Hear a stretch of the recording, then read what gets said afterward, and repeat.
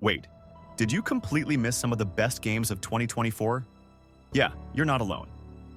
While everyone was busy talking about the same few blockbusters, some absolute bangers flew under the radar, and it's criminal. From brutal samurai showdowns to emotional mind-bending journeys, and even one of the best Metroidvanias in years, this list is packed with games you need to know about. Trust me, by the end of this video, you're going to be adding more than one of these to your backlog. Let's get into it.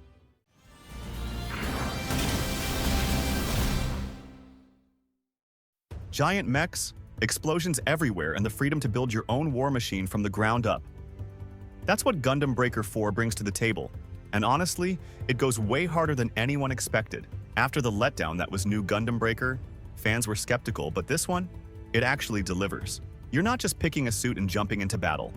You're customizing every part, arms, legs, weapons, boosters, to create something that's completely yours. Want a lightning-fast assassin mech? Go for it. Prefer a walking tank with cannons on every side? You can make that too. The amount of build variety here is ridiculous. But it's not just about looking cool. The combat actually backs it up. Fights feel tight, fluid, and rewarding. You can't just button mash your way through. You've got to learn how to dodge, counter, and land combos if you want to survive. Every enemy encounter feels like controlled chaos, especially when you're up against other custom Gundams or massive boss units. One of the craziest features, though? You can actually rip parts off enemy suits mid-fight and slap them onto your own build right there on the battlefield. Yeah, straight up steal their arm, slap it on your build mid-mission, and keep fighting like nothing happened. And the best part? You don't need to be a longtime fan to jump in. Gundam Breaker 4 does a solid job easing you into the gameplay, letting you experiment and have fun right from the start. That said, it's not all perfect. Some players have called out the repetitive mission structure, especially during the grind for parts. It can start to feel like you're running the same objectives over and over, just with slightly different enemy layouts. The story's also kind of forgettable, it's there, but let's be honest, most people are skipping the cutscenes to get back to building and blasting. And yeah, the visuals aren't exactly pushing boundaries either. It looks fine, but don't expect anything mind-blowing graphically, especially on older hardware. Still, for all its flaws, there's a ton of fun to be had here. If you're into custom mechs and chaotic battles, it's definitely worth a shot.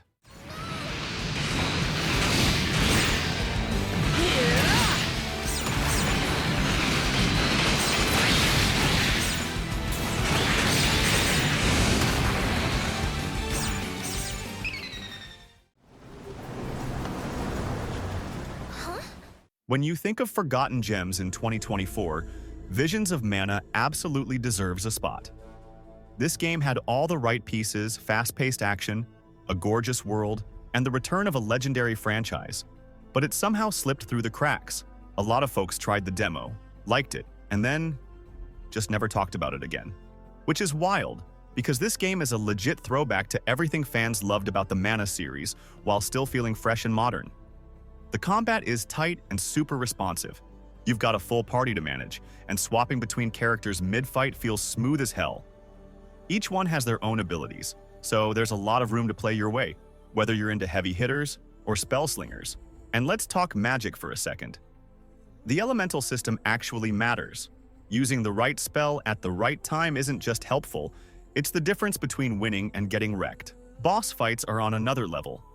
Huge cinematic encounters that test your timing, strategy, and ability to stay cool under pressure. And beyond the combat, the world design deserves way more credit. It's not just pretty, it's packed with little secrets, hidden chests, rare monsters, and optional challenges that actually feel worth your time. And there's this day-night cycle that changes how some areas behave, even which enemies show up. That said, the game's not without its rough edges. Some players felt the story was a bit too safe, like it never really took risks or hit those big emotional highs you'd expect from a classic RPG revival. Others pointed out that the side quest can feel kinda repetitive after a while, mostly falling into the fetch this or kill that routine. And yeah, while the visuals are beautiful, some animations and character expressions come off a little stiff, especially during cutscenes. It's not perfect, but there's a lot to love here. If you're into classic RPG vibes with a modern twist, it's absolutely worth a shot. I won't let. Come on, everyone! Attack the tentacles first.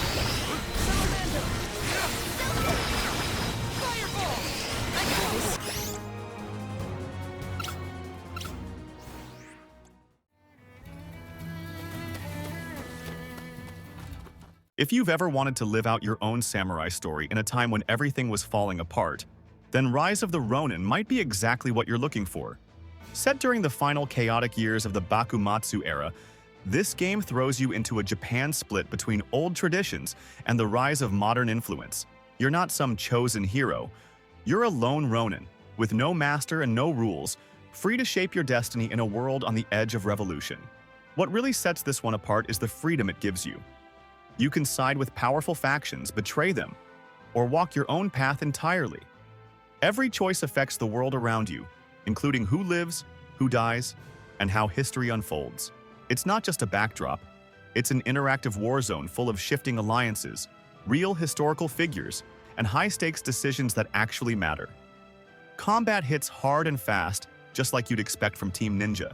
If you've played Nioh, you'll feel right at home, but here, swordplay is more grounded and personal.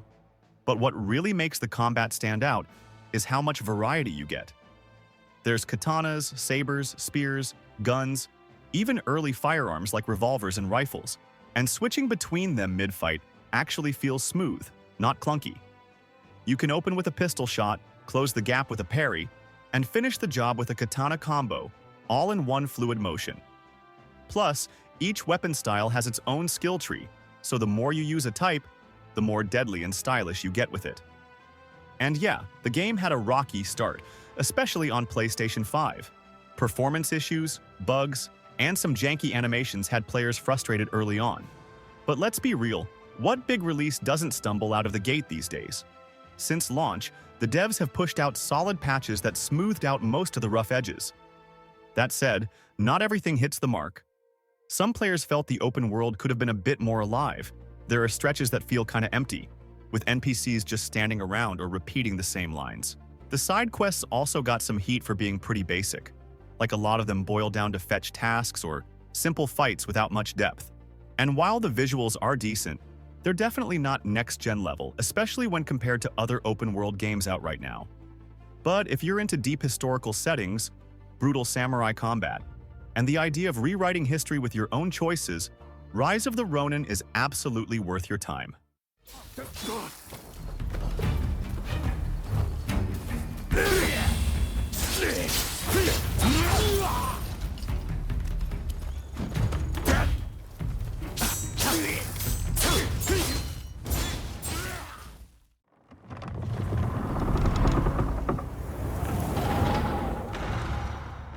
Prince of Persia: The Lost Crown is one of those games that makes you wonder, why didn't they do this sooner? It takes everything that makes a Metroidvania great, like tight platforming, stylish combat, layered level design, and drops it right into the legendary world of Prince of Persia. And somehow, it just works insanely well. The combat feels fast, fluid, and super responsive. You've got a nice mix of melee strikes, ranged attacks, and special abilities powered by time-based powers that make every encounter feel intense and dynamic. You'll need to read enemy patterns, parry at just the right moment, and use your environment to stay mobile. And the enemy variety keeps things interesting too, from quick, aggressive foes to giant beasts that'll punish you if you're not careful. One thing that really adds depth to the gameplay is the amulet system. It lets you tweak your playstyle by equipping different buffs. Some make your attacks hit harder, others boost defense, or even give you extra abilities like slowing time after a dodge. It's super flexible, and you can mix and match setups depending on how you want to tackle a section or boss. However, some players felt the story was a little too basic, like it's just there to move you from one cool area to the next without much emotional weight.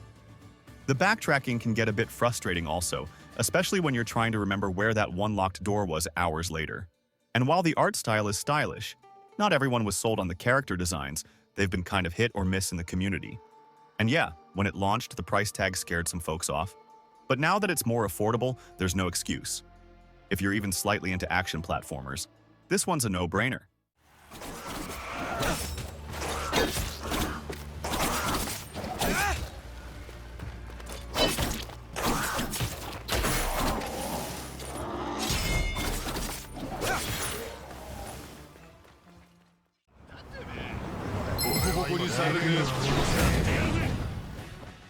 If you think turn-based RPGs are slow or outdated, then you clearly haven't played Like a Dragon: Infinite Wealth. This game flips the script and turns every fight into pure chaos in the best way possible. Forget standing still and taking turns like it's 1995. Here, you're moving around, tossing enemies into traffic, smashing them with vending machines, and pulling off tag team finishers that look like they belong in an anime. And the job system is completely insane. You've got everything from breakdancers to samurai chefs, each one with ridiculous skills that are somehow both hilarious and super effective. Another cool twist is how much positioning matters now. You can move your characters around the battlefield in real time, and that opens up all kinds of creative plays, like knock enemies into each other for bonus damage, line up area attacks to hit multiple targets, or use the environment to your advantage. But what really makes Infinite Wealth shine isn't just the combat, it's the heart. 1 second, you're laughing your ass off at some absurd side quest, and the next, you're hit with an emotional gut punch that actually lands.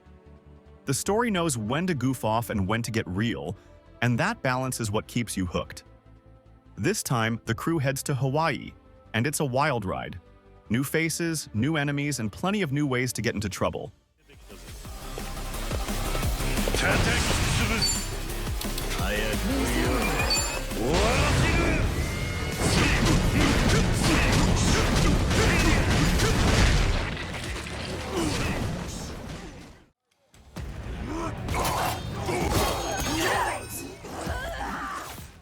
Hellblade 2 hits different. From the second you start, you're thrown straight into Senua's broken mind. It's intense, personal, and honestly, kind of unsettling in the best way. The atmosphere is so thick you can almost feel it, and the way sound plays tricks on you with whispers and voices all around is wild. It pulls you into her world and doesn't let go. This isn't your average hack and slash. Every fight feels raw, like you're actually struggling to survive. No fancy moves or flashy effects, just heavy, brutal combat that feels real. You're right there with Senua, camera up close, no HUD, just your instincts and the sound of your enemies closing in. Miss a block or dodge too late, and it's over. But what really blows you away is the detail. Her facial expressions, how her body reacts to every hit, even the way her breathing changes, it's next level. The visuals and audio are built to mess with your head, and they do. You're never quite sure what's real or imagined, and that's exactly the point. But here's the crazy part. Hellblade 2 didn't get nearly the attention it deserved. Microsoft dropped the ball hard. For a game that pushes boundaries like this, both emotionally and technically, you'd think it'd be everywhere.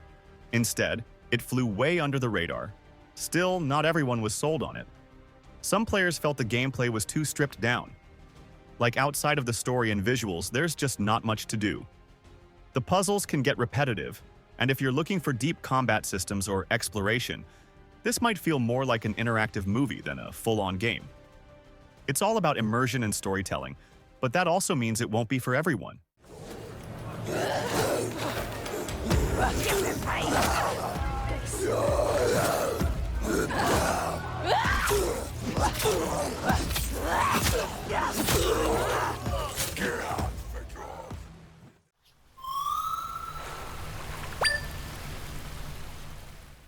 The moment you realize you're not playing as Link this time, yeah, that's when you know this isn't your typical Zelda game.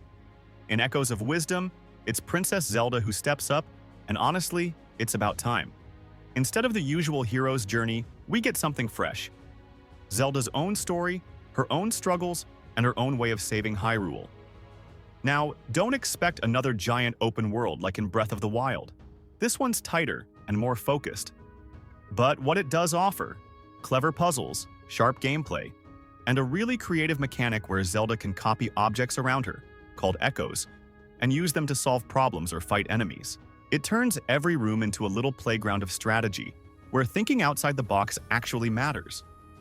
That said, the pacing could drag at times. There are moments where backtracking gets a little too frequent, especially if you miss something small and have to retrace your steps across multiple areas. Also, the ecosystem, while super creative, can feel clunky in the heat of battle, like you're fighting the controls more than the enemies. But it feels like a love letter to the older Zelda games with a modern twist. And somehow, despite being one of the boldest ideas Nintendo's had for the franchise in years, it kind of slipped past a lot of people.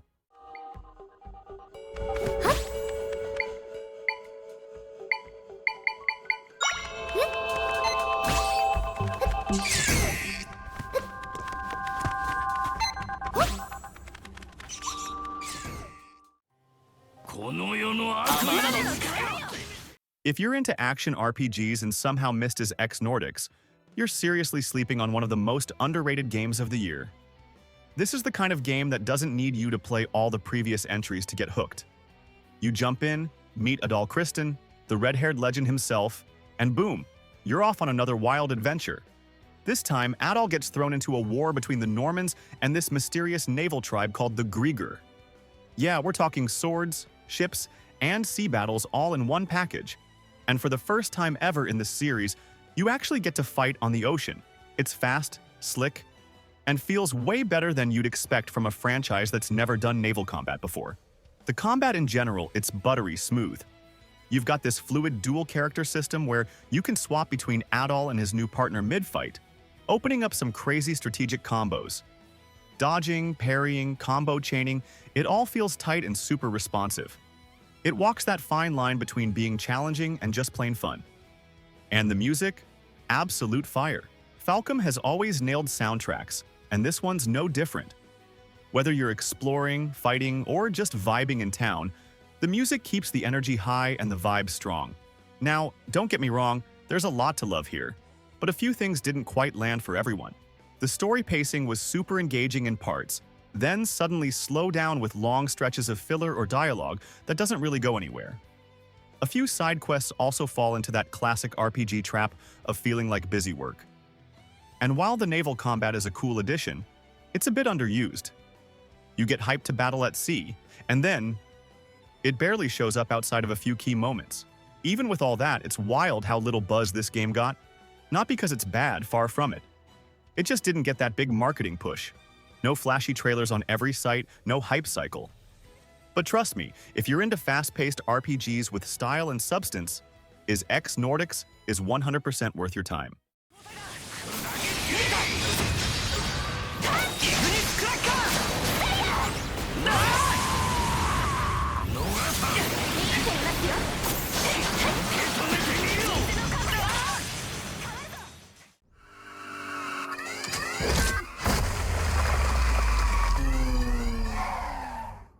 If you're into shooters that hit fast and hard, Mullet Mad Jack might just be your next addiction. This game doesn't waste time. It throws you straight into chaos with non-stop action, wild visuals, and a vibe that screams 90s arcade madness. Imagine if Doom, Hotline Miami, and a hyper-caffeinated anime had a baby. That's Mullet Mad Jack. You're not fighting for health, you're fighting the clock. Every second counts, and the only way to survive is to stay aggressive. Keep shooting, keep moving, and stack those combos or it's game over, literally. The pace is insane, but once you get into the rhythm, it feels like you're dancing with bullets. The world is drenched in neon and packed with style. It's got that gritty cyberpunk energy, but instead of slowing things down with heavy story beats, it just lets the gameplay speak for itself. And the voice acting? Way better than you'd expect from an indie game. It brings so much personality to the chaos. Whether you're into speedruns or just want something that keeps your adrenaline pumping, Mullet Mad Jack is an experience you shouldn't sleep on.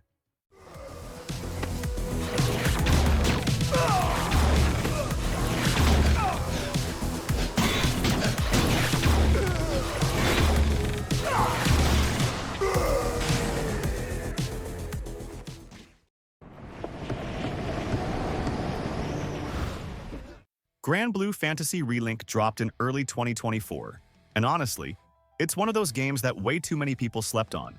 It takes this massive universe that's been around for a while and turns it into a fast, flashy, action-packed experience that works whether you're flying solo or rolling with a squad. And here's the best part, even if you've never touched anything from Grand Blue before, the game does a solid job easing you in. No homework required, just jump in and start swinging. Combat's where it really shines. It's smooth, stylish, and full of big, satisfying moments thanks to this system called Skybound Arts. You're not just spamming basic attacks, you're lining up combos, pulling off flashy team moves called link attacks, and chaining massive specials with your crew, even if they're just AI. Every fight feels like a mini boss battle, and when everything clicks, it's pure chaos in the best way. It's got depth too. You can switch up your team comp, try out different characters with their own playstyles, and mess around with builds to keep things fresh. Whether you're into quick strikes, heavy hitters, or support roles, there's a setup for you. Still, not everything lands perfectly. The mission structure could get a little too repetitive, like you're running different versions of the same objective just to grind out materials or unlock gear. And while the cutscenes look great, the story pacing sometimes drags, especially in the middle chapters where not much really happens. Still, if you're thinking of grabbing it, chances are you'll catch it on sale.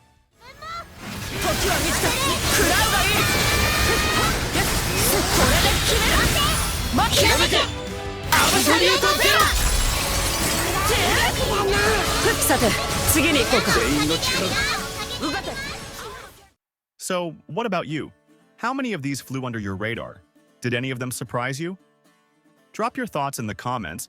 I'd love to hear what hidden gems you've been playing too. And hey, if you enjoyed the video, hit that like button, subscribe for more, and thanks a ton for hanging out. See you in the next one.